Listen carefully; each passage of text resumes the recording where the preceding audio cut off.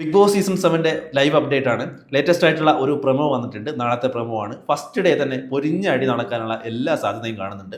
ഇന്നത്തെ എപ്പിസോഡ് കണ്ടവർക്ക് മനസ്സിലാവും. ഒരു ഗ്രാൻഡ് ലോഞ്ചിൽ ഒരു ടാസ്ക് ഉണ്ടായിരുന്നു എല്ലാവർക്കും.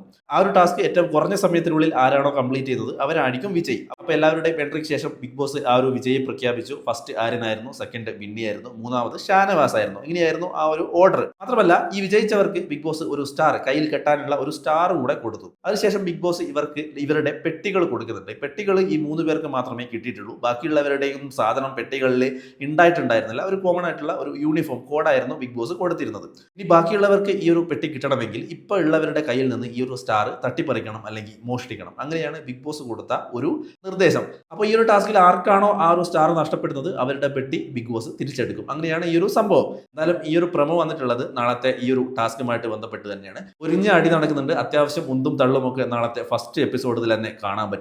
എന്തായാലും ബിഗ് ബോസ് വേറെ ലെവലിലേക്ക് തന്നെയാണ് പോകുന്നത്. ഒന്ന് മാറ്റി പിടിക്കുന്നുണ്ടെന്ന് തോന്നുന്നു. കാരണം ഫസ്റ്റ് ഡേ മുതൽ തന്നെ ടാസ്കുകളെയൊക്കെ അത്ര സീരിയസ് ആയിട്ട് കാണണം എന്നുള്ള ഒരു മുന്നറിയിപ്പ് കൂടിയാണ് ബിഗ് ബോസ് കൊടുക്കുന്നത് എന്നാണ് നമുക്ക് ഈ കാര്യങ്ങളൊക്കെ കാണുമ്പോൾ മനസ്സിലാവുന്നത്.